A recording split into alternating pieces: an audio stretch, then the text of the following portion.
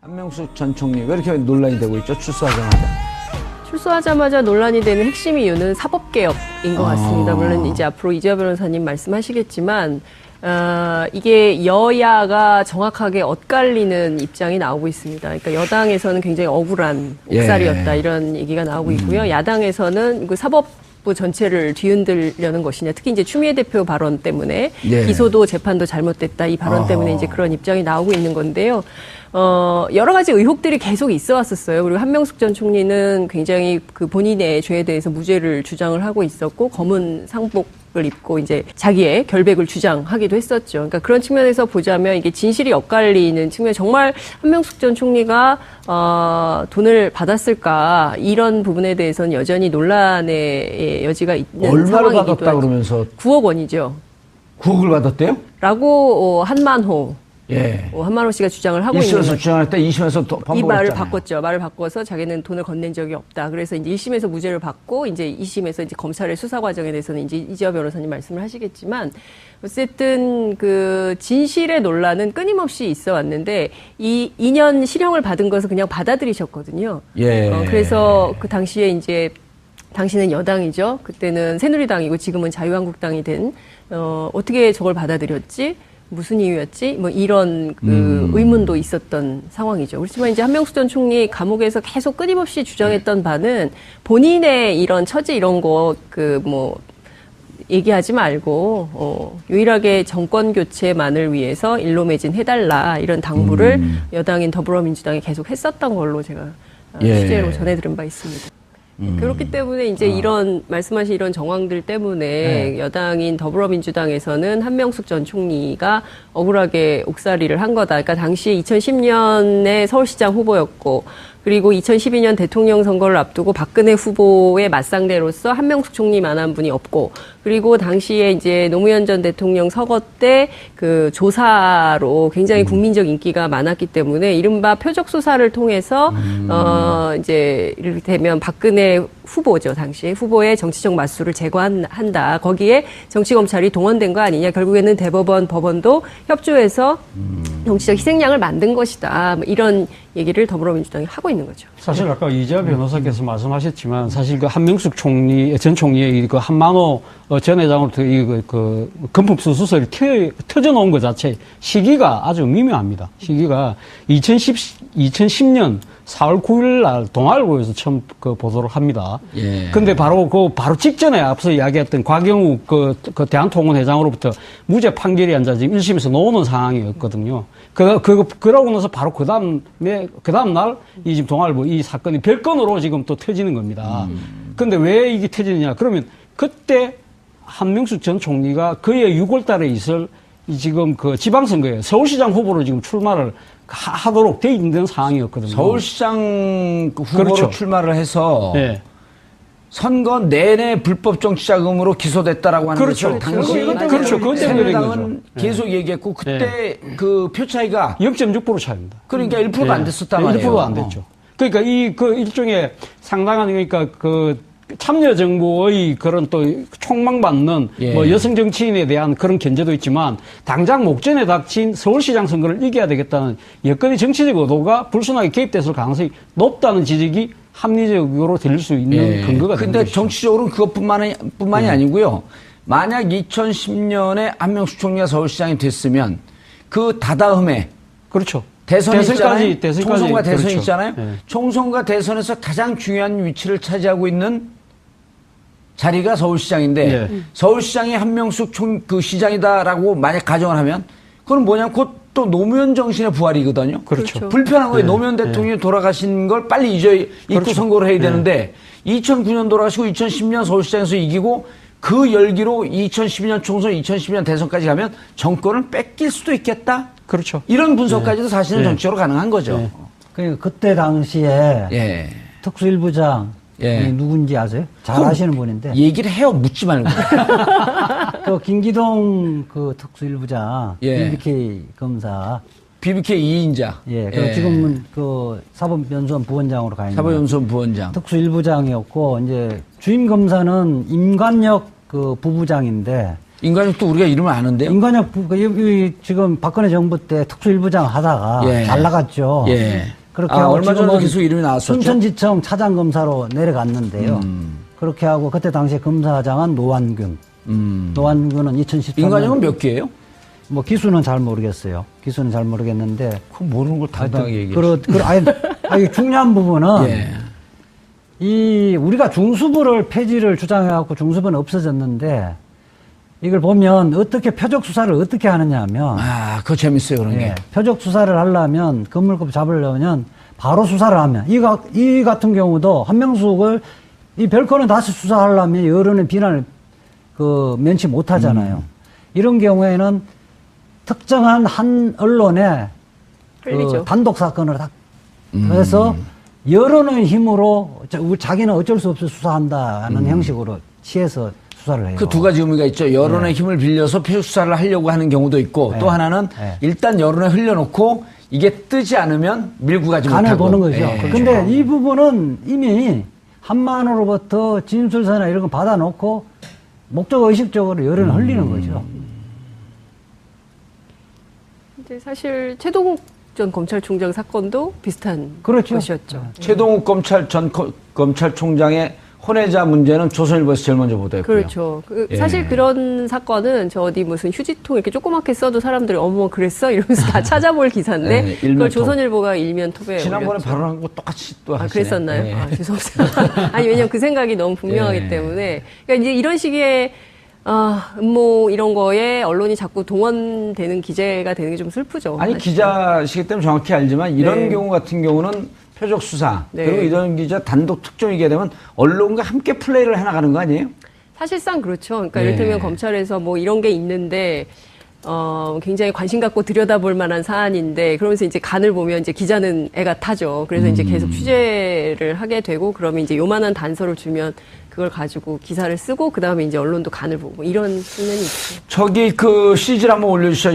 야당들이 반대를 하고 있는 이 문제 여기에 대해서 문제 제기를 하고 있는데 한번 보시죠. 집권당 대표가 사법부 권위 깔아뭉갠 것, 정권 잡았다고 사법 판결 뒤집는 것도 가능하다고 생각하는 것인가?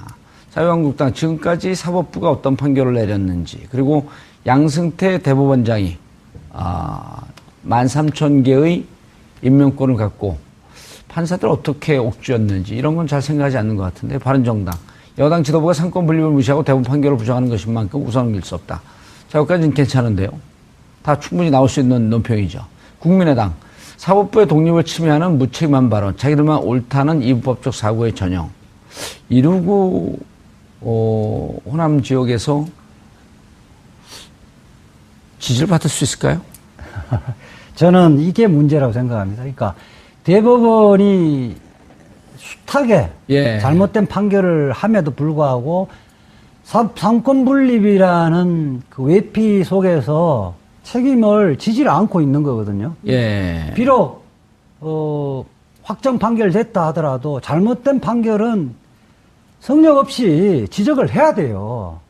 이미 유죄로 확정됐기 때문에 우리는 논하면 안 된다?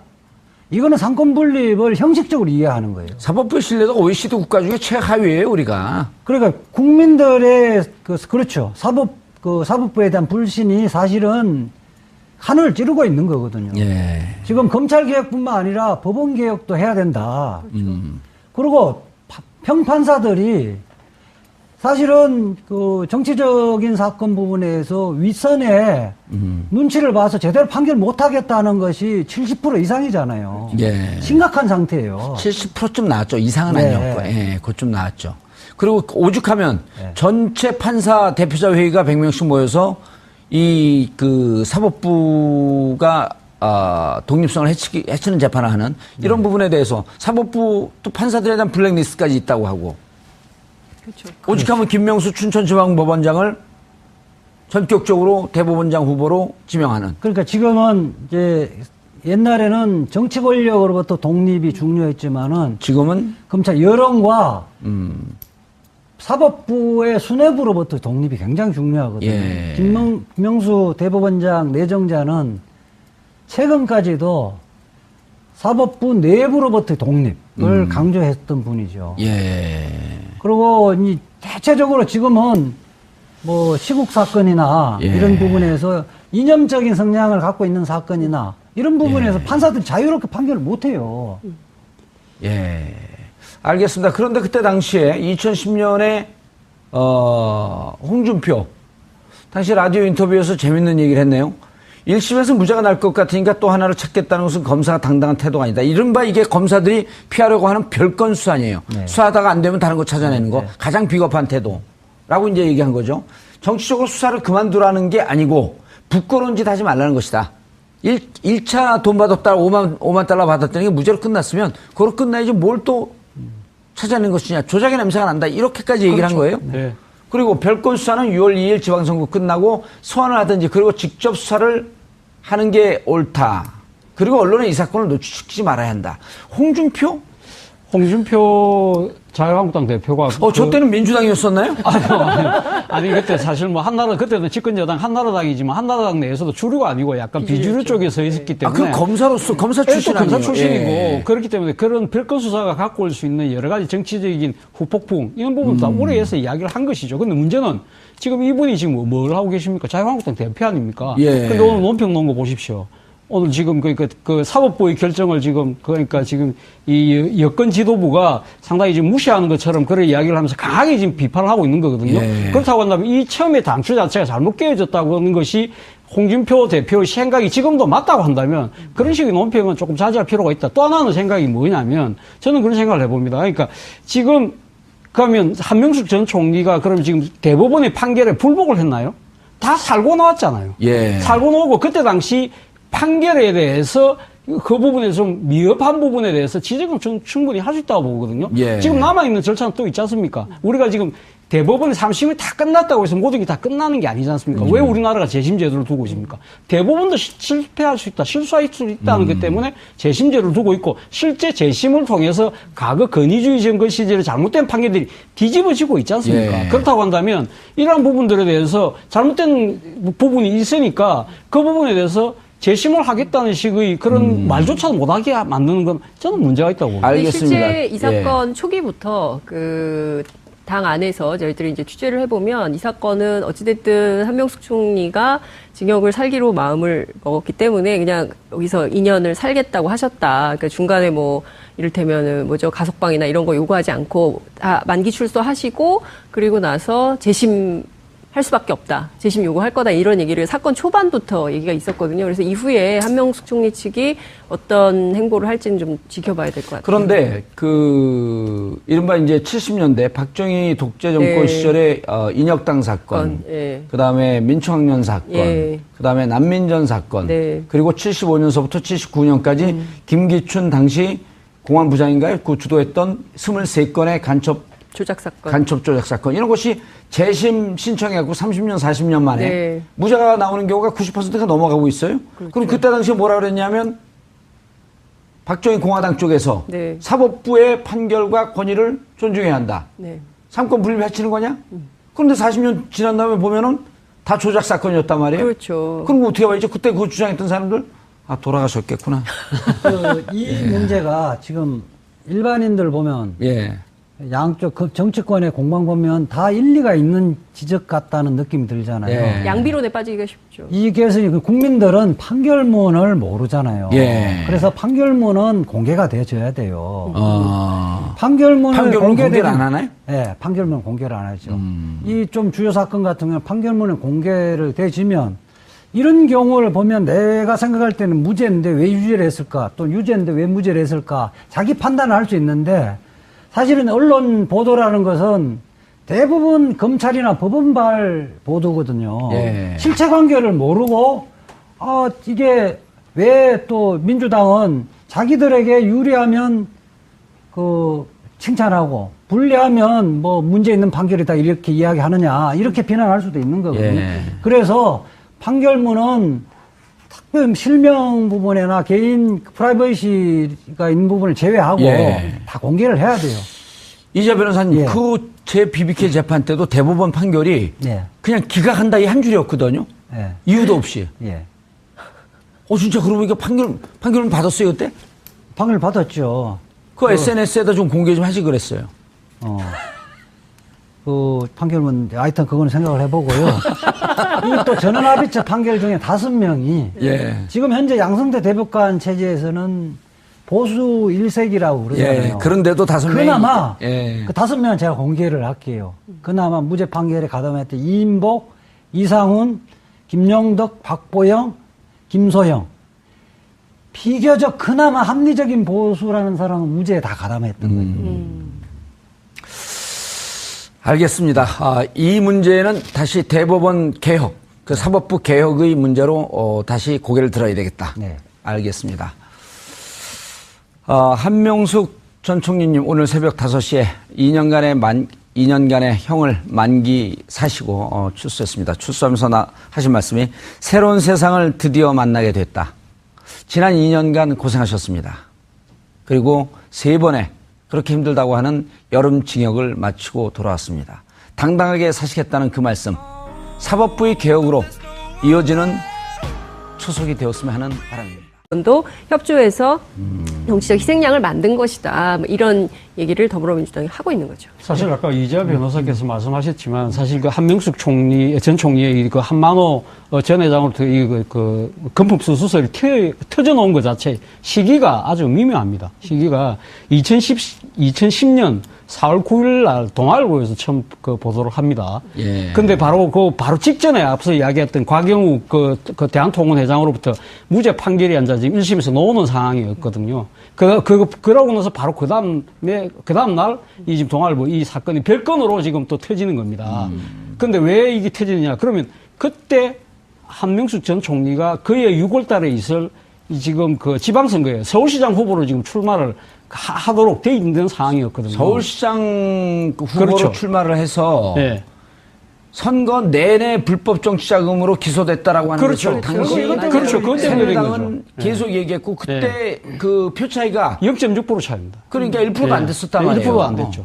그러니까 그 일종의 상당한 그러니까 그 참여 정부의 그런 또 촉망받는 예. 뭐 여성 정치인에 대한 그런 견제도 있지만 당장 목전에 닥친 서울시장 선거를 이겨야 되겠다는 여건의 정치적 의도가 불순하게 개입됐을 가능성이 높다는 지적이 합리적으로 들릴 수 있는 근거가 되는 근데 것이죠. 정치적으로는 그것뿐만이 아니고요.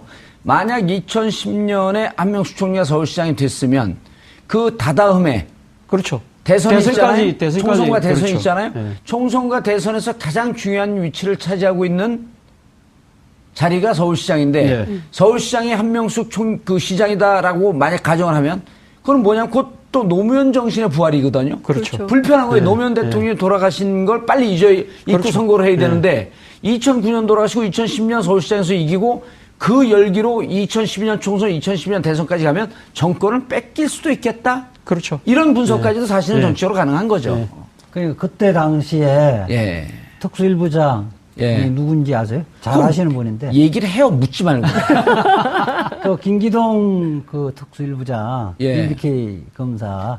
BBK 2인자. 예. 그 지금은 그 사법연수원 부원장으로 가 있는. 사법연수원 부원장. 특수일부장이었고 이제 주임 검사는 임관혁 그 부부장인데. 인간력도 우리가 이름을 아는데요. 임관혁 지금 박근혜 정부 때 특수일부장 하다가 예. 잘 나갔죠. 예. 그렇게 하고 얼마 전에 지금은 계속 이름이 나왔었죠. 순천지청 차장검사로 내려갔는데요. 그렇게 하고 그때 당시에 검사장은 노완균. 노완균은 2013년. 인간력은 몇 개예요? 뭐 기수는 잘 모르겠어요. 기수는 잘 모르겠는데. 그럼 모르는 걸 당당하게 얘기해. 아니, 중요한 부분은 예. 우리가 중수부를 폐지를 주장해갖고 중수부는 없어졌는데 이걸 보면 어떻게 표적 수사를 어떻게 하느냐 하면 그거 재밌어요, 그런 게. 표적 수사를 하려면 건물급 잡으려면 바로 수사를 하면 이 같은 경우도 한명숙을 이 별건은 다시 수사하려면 여론의 비난을 면치 못 하잖아요. 이런 경우에는 특정한 한 언론에 단독 사건을 딱 해서 여론의 힘으로 자기는 어쩔 수 없이 수사한다는 형식으로 취해서 수사를 해요. 그 두 가지 의미가 있죠. 여론의 힘을 빌려서 표적 수사를 하려고 하는 경우도 있고 또 하나는 일단 여론에 흘려놓고 이게 뜨지 않으면 밀고 가지 못하고. 간을 보는 거죠. 근데 이 부분은 이미 혹시 있어 왔는데 이 2년 실형을 받은 것을 그냥 받아들이셨거든요. 예. 그래서 그 당시에 이제 당시는 여당이죠. 그때는 새누리당이고 지금은 자유한국당이 된 어떻게 저걸 받아들였지? 무슨 이유였지? 뭐 이런 그 의문도 있었던 상황이죠. 그렇지만 이제 한명숙 전 총리 감옥에서 계속 끊임없이 주장했던 바는 본인의 이런 처지 이런 거 그 뭐 얘기하지 말고 유일하게 정권 교체만을 위해서 일로 매진해달라 이런 당부를 여당인 더불어민주당이 계속 했었던 걸로 제가 취재로 전해들은 바 있습니다. 그렇기 때문에 이제 이런 말씀하신 이런 정황들 때문에 여당인 더불어민주당에서는 한명숙 전 총리가 억울하게 옥살이를 한 거다. 그러니까 당시에 2010년에 서울시장 후보였고 그리고 2012년 대통령 선거를 앞두고 박근혜 후보의 맞상대로서 한명숙 총리만한 분이 없고 그리고 당시에 이제 노무현 전 대통령 서거 때 그 조사로 굉장히 국민적 인기가 많았기 때문에 이른바 표적 수사를 통해서 이제 이를테면 박근혜 후보죠 당시에 후보의 정치적 맞수를 제거한다. 거기에 정치 검찰이 동원된 거 아니냐. 결국에는 대법원 법원 한명숙 전 총리 왜 이렇게 논란이 되고 있죠? 출소하자마자 논란이 되는 핵심 이유는 사법개혁인 것 같습니다. 물론 이제 앞으로 이재화 변호사님 말씀하시겠지만 이게 여야가 정확하게 엇갈리는 입장이 나오고 있습니다. 그러니까 여당에서는 굉장히 억울한 옥살이였다 이런 얘기가 나오고 있고요. 야당에서는 그 사법부 전체를 뒤흔들려는 것이냐. 특히 이제 추미애 대표 발언 때문에 기소도 재판도 잘못됐다 이 발언 때문에 이제 그런 입장이 나오고 있는 건데요. 여러 가지 의혹들이 계속 있어 왔었어요. 그리고 한명숙 전 총리는 굉장히 그 본인의 죄에 대해서 무죄를 주장을 하고 있었고, 검은 상복을 입고 이제 자기의 결백을 주장하기도 했었죠. 그러니까 그런 측면에서 보자면 이게 진실이 엇갈리는 측면, 정말 한명숙 전 총리가, 돈을 받았을까, 이런 부분에 대해서는 여전히 논란의 여지가 있는 얼마를 상황이기도 받았다 하죠. 그러면서 9억 원이죠.